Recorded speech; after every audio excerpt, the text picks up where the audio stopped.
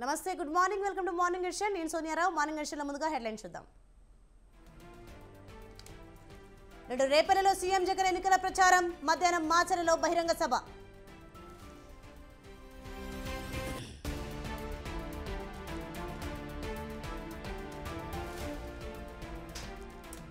నేడు తెలంగాణలో ప్రియాంక గాంధీ పర్యటన, 3 చోట్ల బహిరంగ సభలకు హాజరు.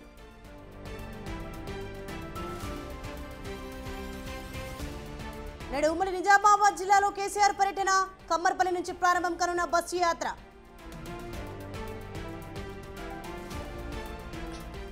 కాకినాడలో హీరో సాయి ధరం ప్రచారంలో ఉద్రిక్తత, బీరు సీసాలు రాళ్లతో వైసీపీ శ్రేణుల దాడి.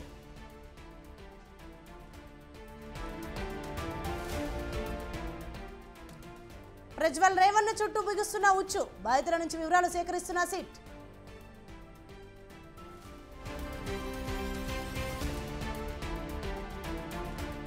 ఐపీఎల్లో నేడు ముంబై వర్సెస్ హైదరాబాద్, రాత్రి 7:30కు మ్యాచ్ ప్రారంభం.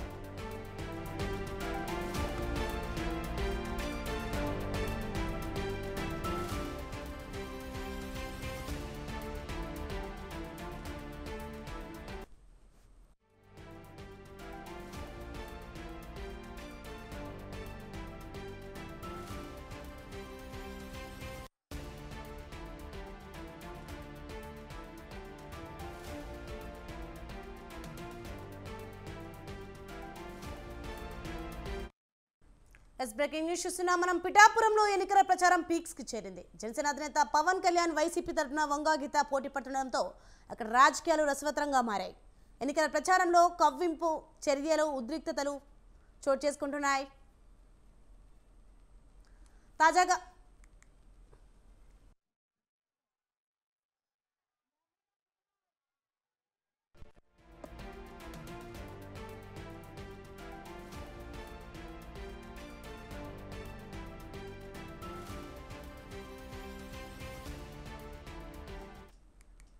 మరొక బ్రేకింగ్ న్యూస్ చూస్తున్నాం. మనం పిఠాపురంలో ఎన్నికల ప్రచారం పీక్స్ కి చేరింది. జనసేన అధినేత పవన్ కళ్యాణ్ వైసీపీ తరఫున వంగా గీత పోటీ పడుతుండటంతో అక్కడ రాజకీయాలు రసవత్రంగా మారాయి. ఎన్నికల ప్రచారంలో కవ్వింపు చర్యలు, ఉద్రిక్తతలు చోటు చేసుకుంటున్నాయి. తాజాగా పిఠాపురం మండలం వెర్వ గ్రామంలో వైసీపీ అభ్యర్థి వంగా గీత ప్రచారంలో జనసేన, టీడీపీ కార్యకర్తలు కవ్వింపు చర్యలకు పాల్పడ్డారు. వైసీపీ ప్రచారంలో కేకలు వేస్తూ, జెండాలు ఊపుతూ గోల్ చేశారు. దీంతో ఉద్రిక్తత ఏర్పడింది. అయితే వంగా గీత గొడవలు వద్దంటూ ఇరు వర్గాలకు సంకేతాలు ఇచ్చారు. టీడీపీ, జనసేన కార్యకర్తలకు అభివాదం చేసుకుంటూ ముందుకు సాగారామె. ఇదే అంశానికి సంబంధించి మరింత సమాచారం మా ప్రతినిధి నవీన్ రాజ్ ఫోన్ లైన్లో అందిస్తారు. నవీన్ రాజ్, చెప్పండి, పిఠాపురం ఎన్నికల ప్రచారం పీక్స్ చేరినట్లు చూస్తున్నాను, దీనిపైన అప్డేట్స్ ఏంటి? Thank you Soni. కాకినాడ జిల్లా పిఠాపురంలో అయితే కనుక ఒక్కసారిగా రాజకీయాలు అయితే వేడెక్కిన పరిస్థితి ఉంది.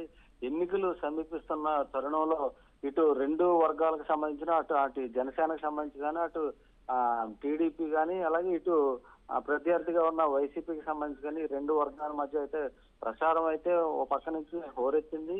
అదే విధంగా కవ్వింపు చర్యలు, అలాగే దాడులు, ప్రతిదాడులు, విమర్శలు, ప్రతి విమర్శలు కూడా తీవ్ర స్థాయిలో అయితే జోరెందుకున్న పరిస్థితి ఉంది. ఇప్పటికే పవన్ కళ్యాణ్ కి సంబంధించి అనేక మంది స్టార్స్ అయితే కనుక క్యాంపెయిన్ చేస్తున్నారు. చివరికి పవన్ కళ్యాణ్ కి సంబంధించి మేనల్లుడు సాయి ధరం తేజ్ కూడా నిన్న ప్రచారం చేశారు. ఆ ప్రచారంలో అయితే కనుక అంటే గొల్లప్రోలు మండలం సంబంధించి తాటిపర్తి గ్రామానికి ఈ ప్రచారం చేరుకోగానే నిన్న రాత్రి అయితే కనుక ఒక వైసీపీకి సంబంధించిన కార్యకర్తలు అయితే బీర్ సీసాలు, అలాగే రాళ్లతో కూడా దాడి చేసిన పరిస్థితి ఉంది. ఆ ప్రచారంలో సాయిధరం తేజ్ అయితే తప్పించుకోవడం జరిగింది. అదే విధంగా ఒక వ్యక్తికి అయితే కనుక నల్లల శ్రీధర అని చెప్పేసి అబ్బాయికి అయితే కనుక అతనికి బీర్ సీసా తగలడం, అతనికి అయితే గాయం తగిలింది. వెంటనే అతన్ని హాస్పిటల్ కూడా తరలించిన పరిస్థితి ఉంది. ఈ విధంగా కవ్వింపు చర్యలు అయితే చేపట్టాయి. అదే విధంగా వైసీపీకి సంబంధించిన అభ్యర్థి వంగ గీత అయితే కనుక విరవ గ్రామంలో ప్రచారం చేస్తున్నప్పుడు అక్కడ జనసేన, టీడీపీకి సంబంధించిన కార్యకర్తలు కూడా కవ్వింపు చర్యలకు అయితే దిగారు.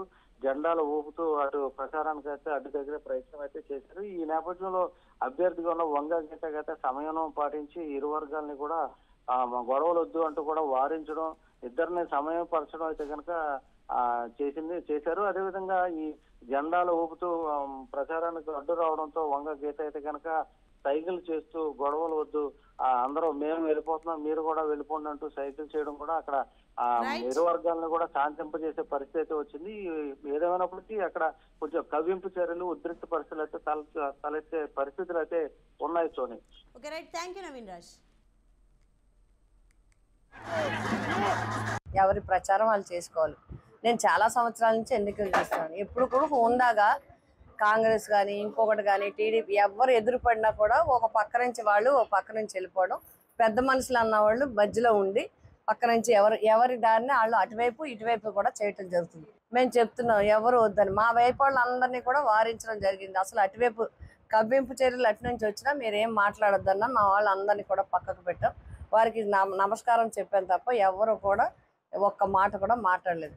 కాకపోతే ఏమైందంటే అంతా కుర్ర బ్యాచ్, యంగ్ బ్యాచ్, వాళ్ళకి కొంచెం ఈ విధానాలు పద్ధతులు ఇవన్నీ కూడా సంయమనం పాటించాలి, అట్లా చేయకూడదు అనే విధానం తెలియకపోవటం వల్ల వాళ్ళ హెచ్చరిక అంతే.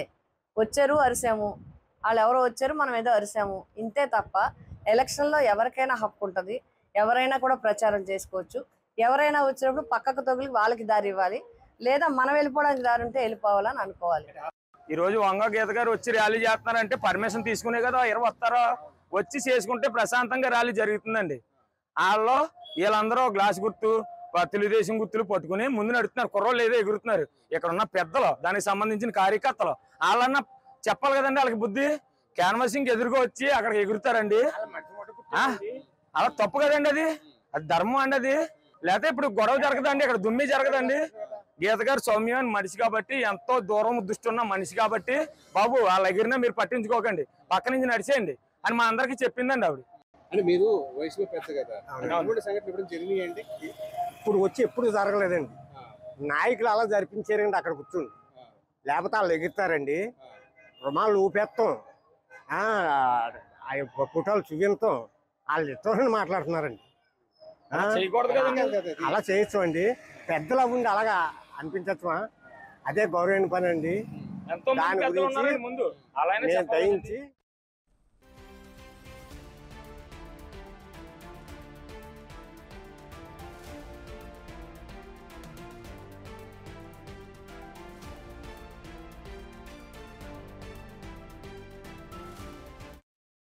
ఎలక్షన్ బ్రేకింగ్ న్యూస్ చూస్తున్నాం మనం. అన్నమయ్య జిల్లా రాజంపేట ప్రభుత్వ డిగ్రీ కళాశాలలో ఏర్పాటు చేసిన పోస్టల్ బ్యాలెట్ పోలింగ్ లో గందరగోళం నెలకొంది. ఎన్నికల విధులు నిర్వర్తించే ఉద్యోగులు తమ ఓటు హక్కును వినియోగించుకునేందుకు ఏర్పాటు చేసిన బూత్లో నిన్న సాయంత్రం 6:30 గంటలకు పోలింగ్ ముగిసింది. పోలింగ్ అనంతరం బ్యాలెట్ పెట్టెలను తరలించే సమయంలో అన్ని బాక్సులను సీల్ వేసిన అనంతరం కొందరు ఏజెంట్లు వెళ్లిపోయారు. తర్వాత ఎమ్మెల్యే అభ్యర్థులకు సంబంధించి 9 బాక్సులను కలిపి ఒకే బాక్స్లోకి వేసి కట్టలు కట్టాలని పోలింగ్ సిబ్బంది మరోసారి చెప్పడంతో అక్కడే ఉన్న టీడీపీ ఏజెంట్లు అభ్యంతరం చెప్పారు. ఒకసారి సీజ్ చేసిన బాక్సులను సీజ్ తొలగించడం ఏంటంటూ వాగ్వాదానికి దిగారు.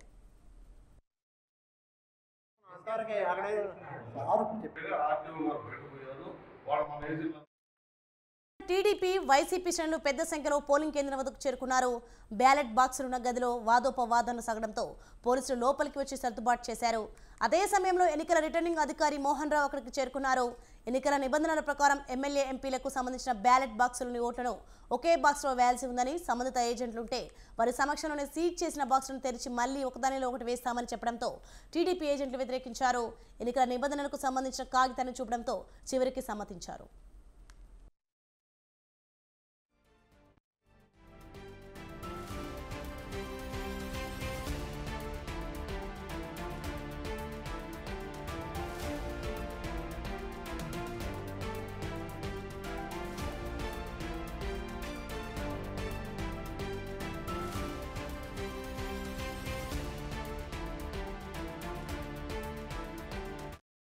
స్వతంత్ర మరొక ఎలక్షన్ బ్రేకింగ్ న్యూస్ మనం చూస్తున్నాం. ఏపీ డీజీపీ రాజేంద్రనాథ్ రెడ్డిపై ఎన్నికల సంఘం బదిలీ వేటు వేసిన నేపథ్యంలో నూతన డీజీపీగా RTC MD CH Dwaraka Tirumala Rao నియమితులయ్యే అవకాశం ఉందని పోలీసు వర్గాల్లో చర్చ జరుగుతోంది. 1990 బ్యాచ్ ఐపీఎస్ అధికారైన ఆయన ప్రస్తుతం సీనియారిటీ జాబితాలో 2వ స్థానంలో ఉన్నారు. ఆయన తర్వాత స్థానంలో road safety authority chairman 1990 batch IPS అధికారి అంజనా సిన్హా, 1991 బ్యాచ్ ఐపీఎస్ అధికారి మాదిరెడ్డి ప్రతాప్ ఉన్నారు. కొత్త డీజీపీ నియామకం కోసం వీరి ముగ్గురు పేర్లు ప్యానెల్ జాబితాలో పంపించే అవకాశం ఉంది. వీరు ముగ్గురులో ఎవరినైనా వద్దనుకుంటే హోంశాఖ ముఖ్య కార్యదర్శిగా ఉన్న 1992 బ్యాచ్ ఐపీఎస్ అధికారి హరీష్ కుమార్ గుప్తా పేరు జాబితాలో చేర్చొచ్చు. రైట్, ఇదే అంశంపై మరింత సమాచారం మా ప్రతినిధి సంతోష్ ఫోన్లలో అందిస్తారు. సంతోష్, చెప్పండి. ఏపీ డీజీపీ రాజేంద్రనాథ్రెడ్డిపై ఎన్నికల సంఘం బదిలీ వేటు వేసిన నేపథ్యంలో నూతన డీజీపీగా RTC MD CH Dwaraka Tirumala Rao నియమితులయ్యే అవకాశం ఉందని తెలిసింది. దీనిపైన అప్డేట్స్ ఏంటి? Thank you Soni. ఏపీలో ఐపీఎస్ అధికారులపై అయితే కనుక బదిలీ వేట్ అనేది కూడా ఇటు ఈసీ నిర్ణయం అనేది కూడా తీసుకుంటా ఉంటుంది. ఏదైతే గతంలో చూసుకున్నట్లయితే కనుక ఈ విజయవాడ నగర కమిషనర్ కాంతి రాణాపై అయితే కనుక వేటు వేసినటువంటి ఈసీ, అదేవిధంగా నిఘా భద్రత విభాగాధిపతిగా ఉన్నటువంటి ఆంజనేయులపై సైతం కూడా ఇటు ఈసీ అయితే కనుక వేటు వేయడం కూడా జరిగింది. అయితే ప్రస్తుతం వీరికి ఎటువంటి ఎన్నికల విధులు నిర్వహించకూడదంటూ కూడా ఉత్తర్వులు జారీ చేయడం కూడా జరిగింది. ఇక ప్రస్తుతం చూసుకున్నట్లయితే కనుక పోలీసుల బాస్ అయినటువంటి డీజీపీని సైతం కూడా ఇటు బదిలీ వేటు వేయడం కూడా జరిగింది. ఏదైతే అనకాపల్లిలో జరిగినటువంటి బీజేపీ పార్లమెంట్ అభ్యర్థి సీఎం రమేష్ పై దాడి ఘటనలో ఇటు పోలీసులు నిర్లక్ష్యం వహించడం పట్ల అయితే కనుక ఈసీకి కంప్లైంట్లు చేయడం కూడా జరిగింది. అంతేకాకుండా విపక్షాలు గతం నుంచి కూడా ఇటువంటి పోలీసుల వైఖరి పట్ల అయితే కనుక అసంతృప్తితో పాటు ఫిర్యాదులు అందించడం కూడా జరిగింది. వీటన్నిటినీ కూడా పరిశీలించినటువంటి ఈసీ ప్రస్తుతం అయితే కనుక ఐపీఎస్ అధికారులపై అయితే కనుక వేటు వేస్తున్న పరిస్థితులు కూడా కనబడతా ఉన్నాయి. అయితే ఇక కొత్త డీజీపీకి అయితే కనుక రేసులో 3 సీనియర్ ఐపీఎస్ అధికారులను అయితే కనుక ఏదైతే నియమించే అవకాశాలు కూడా కనబడతా ఉన్నాయి. ముఖ్యంగా చూసుకున్నట్లయితే కనుక డీజీ ర్యాంక్ గా ఉన్నటువంటి 1990 బ్యాచ్ కి చెందినటువంటి ద్వారకా తిరుమలరావుతో పాటు అదేవిధంగా అంజనా సిన్హా కూడా ఇటు రేసులో ఉన్నట్టు కూడా తెలుస్తా ఉంది. అంతేకాకుండా మాదిరెడ్డి ప్రతాప్ సైతం కూడా ఈ యొక్క 3 పేర్లు కూడా ఇటు ఈసీకి పంపించే అవకాశాలు కూడా కనబడతా ఉన్నాయి. అయితే ఈసీ మాత్రం ఈ 3 పేర్లు యాక్సెప్ట్ చేయకపోతే మాత్రం ఇటు ఏదైతే హోంశాఖ ముఖ్య కార్యదర్శిగా ఉన్నటువంటి హరీష్ రావుని సైతం కూడా ఇటు ఆ పేరుని ప్రతిపాదించే అవకాశాలు కూడా కనబడతా ఉన్నాయి. ఏదేమైనప్పటికీ సాయంత్రం కల్లా కూడా ఇటు డీజీపీగా అయితే కనుక ఎవరిని నియమించే అవకాశాలు కూడా ఉన్నట్టు కూడా ఎవరి పేరు అనేది కూడా ఈసీ నిర్ణయం తీసుకుంటుందన్న దానిపై అయితే కనుక ఒక క్లారిటీ వచ్చే అవకాశాలు కూడా కనబడతా ఉన్నాయి. ఏదేమైనప్పటికీ ప్రస్తుతం ఐపీఎస్ అధికారులపై అయితే కనుక వీటు ఏదైతే విపక్షాల నుంచి వస్తున్నటువంటి ఫిర్యాదుల మేరకు అయితే కనుక ఈసీ ఏదైతే అన్ని నిర్ణయాలు కూడా తీసుకుంటున్న పరిస్థితులు కూడా కనబడతా ఉన్నాయి. సోని,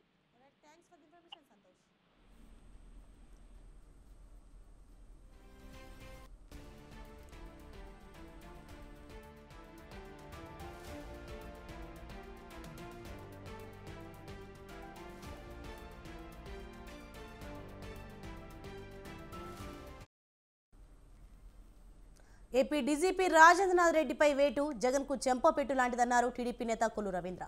వైసీపీకి తొత్తుగమ్మైన డీజీపీపై ఈసీ చర్యలు తీసుకోవడం హర్షణీయమన్నారు. జగన్ అధికారంలోకి వచ్చిన నాటి నుంచి పోలీసు వ్యవస్థని తన చేతుల్లో పెట్టుకున్నారని విమర్శించారు. ప్రతిపక్షాలపై దాడులు చేయించడంతో పాటు అక్రమ కేసులు పెట్టి అనగతొక్కే ప్రయత్నం చేశారని మండిపడ్డారు. ఇక సీఎస్పై కూడా వేటు వేయాల్సిన అవసరం ఎంతైనా ఉందన్నారు కొల్లు రవీంద్ర. డీజీపీ రాజేంద్రనాథ్రెడ్డి బదిలీ వేటు జగన్మోహన్ రెడ్డికి చెంపచీటుగా భావించాలా? ఎందుకంటే ఇవాళ పోలీస్ వ్యవస్థల్ని అన్ని వ్యవస్థల్ని తన చెప్పు చేతల్లో పెట్టుకోవాలనేది ముఖ్యమంత్రి జగన్మోహన్ రెడ్డి యొక్క ఆలోచన. ఇవాళ ప్రజాస్వామ్యంలో అవి జరగవు, నియంత పాలన జరగదనే దానికి ఈరోజు డీజీపీ బదిలీ ఒక ఉదాహరణ.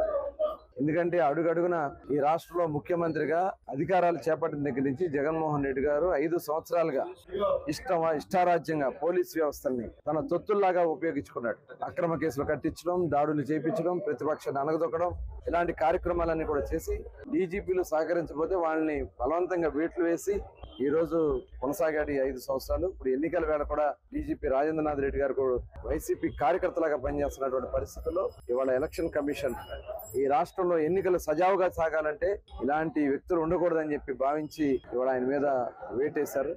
డీజీపీ రాజేంద్రనాథ్ రెడ్డి బదిలీ వేటు జగన్మోహన్ రెడ్డికి చెంపచీటుగా భావించాలా? ఎందుకంటే ఇవాళ పోలీస్ వ్యవస్థల్ని అన్ని వ్యవస్థల్ని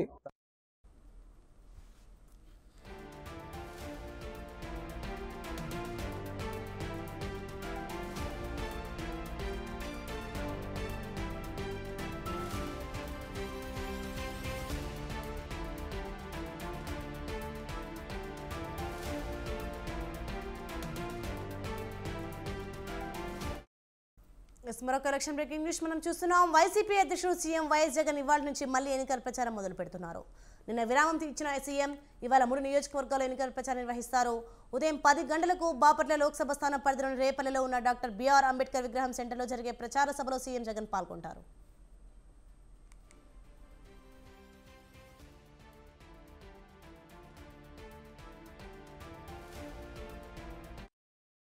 అనంతరం మధ్యాహ్నం 12:30 గంటలకు నర్సారావుపేట లోక్సభ స్థానం పరిధిలోని మాచర్లలో ఉన్న శ్రీనివాస్ మహల్ సెంటర్లో జరిగే సభకు సీఎం హాజరవుతారు.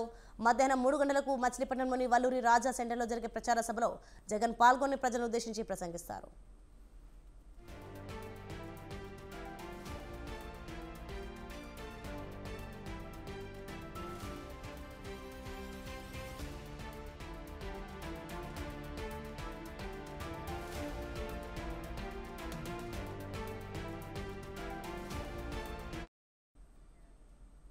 బీఆర్ఎస్ పార్టీ మునిగిపోయే నావ.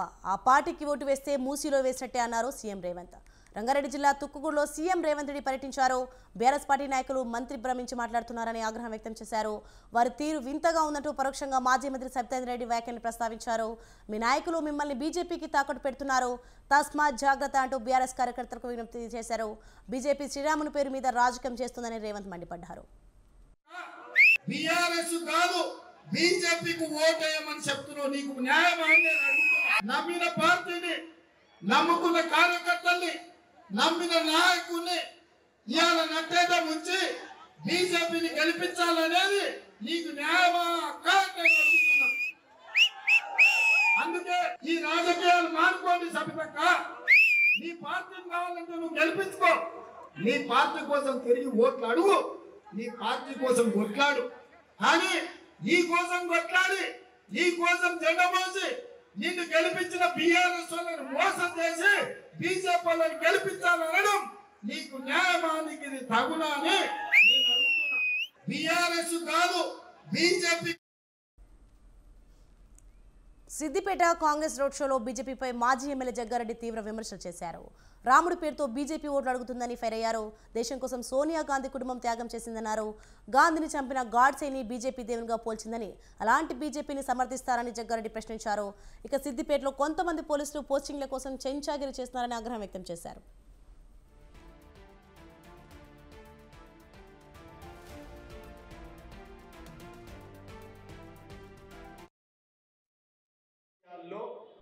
రెండే రాజకీయ పార్టీలు.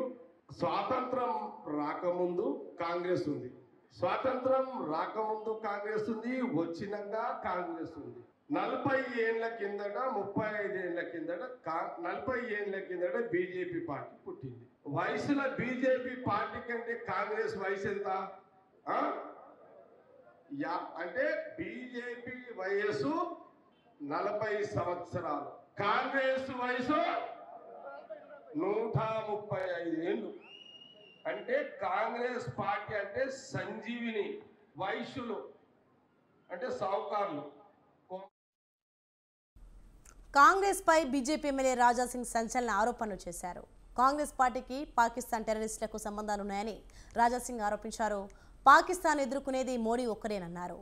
కాంగ్రెస్ సృష్టించిన ఓట్ల జిహాదీని వ్యతిరేకించి దేశం కోసం, ధర్మం కోసం పాటుపడే బీజేపీకి ఓటు వేసి గెలిపించాలని పిలుపునిచ్చారు. కుట్రలు చేసే వాళ్లను ఎలక్షన్ తర్వాత జైలుకు పంపుతామని హెచ్చరించారు. ఎన్నికల ప్రచారంలో భాగంగా చేవెళ్ల బీజేపీ ఎంపీ అభ్యర్థి కొండా విశ్వేశ్వరరెడ్డి తాండూలో నిర్వహించిన ర్యాలీలో పాల్గొన్న రాజాసింగ్ కాంగ్రెస్ పార్టీపై విమర్శలు గుప్పించారు. గవర్నమెంట్ ఉంటే పాకిస్తాన్ మన భారతదేశం పైన అటాక్ చేస్తే, బాంబులు పేలిస్తే, ఇదే సోనియా గాంధీ రిమోట్ కంట్రోల్ ఉన్నప్పుడు ప్రధానమంత్రి ఎవరుండే? మన్మోహన్ సింగ్. అప్పుడు లవ్ లెటర్ రాసేది ప్రధానమంత్రికి, పాకిస్తాన్ ప్రధానమంత్రికి. ఏమని?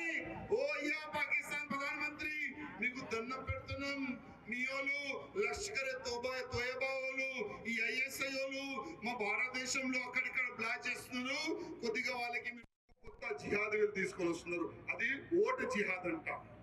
కానీ ఒక మాట యాద పెట్టుకోండి, ఈ జిహాద్ అనే వాళ్ళు 3వ గవర్నమెంట్ బీజేపీ వస్తుంది, దానికి ఎవరు ఆపలేరు, దీనికి ఎవరు ఆపలేరు. అక్కడిక్కడే కొన్ని సీట్లు తగ్గవచ్చు, వేరేగా సీట్లు పెరగవచ్చు. మీ అందరి ఆశీర్వాదం వల్ల అన్న పార్లమెంట్ కి వెళ్ళొచ్చు. కానీ ప్రధానమంత్రి మోదీ మళ్ళీ ఒకసారి అవుతాడు, దానికి